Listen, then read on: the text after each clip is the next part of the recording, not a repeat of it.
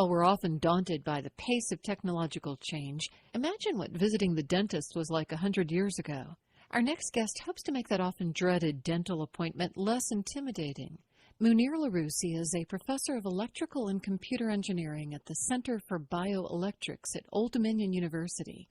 He and his team have developed a plasma pencil. It's a handheld device which uses a beam of plasma to do a lot of things, including painlessly removing plaque-causing bacteria from our teeth. What is plasma? We think we know, but how would you describe it? Simply put, plasma is kind of a soup made out of atoms, molecules, electrons, ions, and light. It's a mixture of all these things together. Plasma is found where? Plasma can be found in nature and is also man-made. In nature, is very abundant. More than 99% of the visible universe is in the plasma state. The stars, the intergalactic space, it's in your fluorescent light tubes, is in your plasma screen TV. The neon signs, they all have plasma inside of them. So it's found everywhere.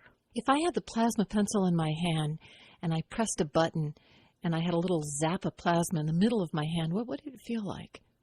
It would feel like a cold breeze. Really? Yes. Do you dare put your hand in front of it?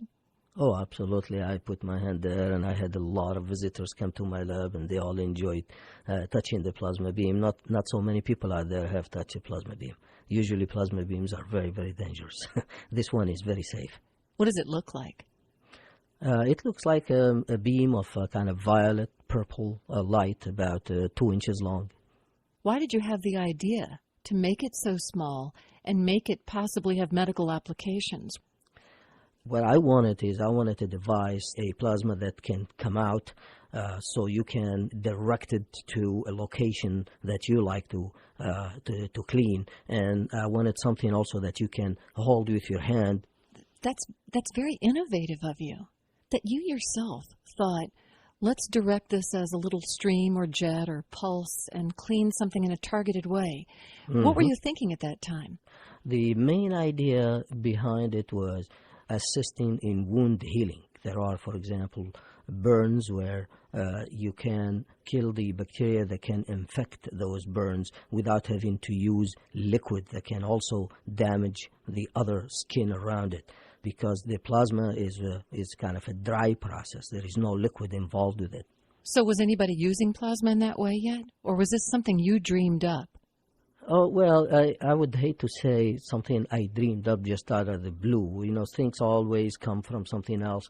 I was working using plasmas to kill bacteria for some time, and all this, ferment, if you like, in your brain and your head, and you start thinking of what other application you can use this for. So it's not like something that you dream about, in one night. It's several years of work that show you the way, kind of. But you started to get excited at one point. When did you start to think, hey, I need this to be handheld. I need this stream, and here's what I might be able to do. Yes, well, the handheld thing was kind of a requirement in many applications. When I was, for example, thinking of using it for dentistry, where the dentist can use this beam of plasma to clean your cavities or clean your plaque on your teeth. So the handheld has to be there. Otherwise, you cannot just put a whole human being in a chamber. That will be too impractical and too dangerous. So the handheld is a very important aspect that I wanted to achieve. So what do you know that this plasma pencil can do? I assume that nobody's really using it to zap E. coli, and no one's really using it yet to kill cavity germs or plaque. Well, we are using it to see the effect of the pencil on bacteria, on spores, on oral bacteria. What's working so far? Well, a lot of things are working. There's a lot of adjustments that we need to do, but we have, killed a lot of different bacteria very successfully, including those that infect, for example, burns on skins and things like that. How far away do you think we might be from somebody actually using this in a dental office or on E. coli bacteria in a doctor's office? Well, I would say a couple of years, 3 years from now. Are these incredibly expensive to make? Oh, no, no, no. The device itself, the plasma pencil, and that's the beauty of it, is we kept it very simple. It's a very simple device made out of materials that are available, not exotic materials or expensive materials. The only little expensive part of it is the part that supplies the electrical power to it. But the device itself, it's shockingly simple. Sometimes I ask myself, how come I haven't thought about this many, many years before?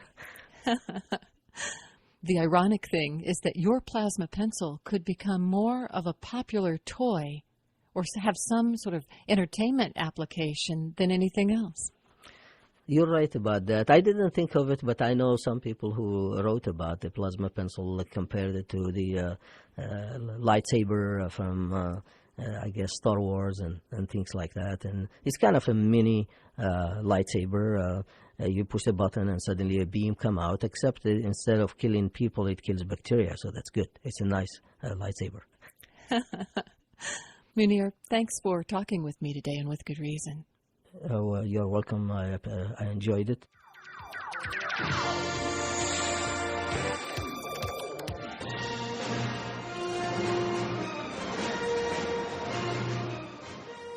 Munir Laroussi is a professor of electrical and computer engineering at the Center for Bioelectrics at Old Dominion University.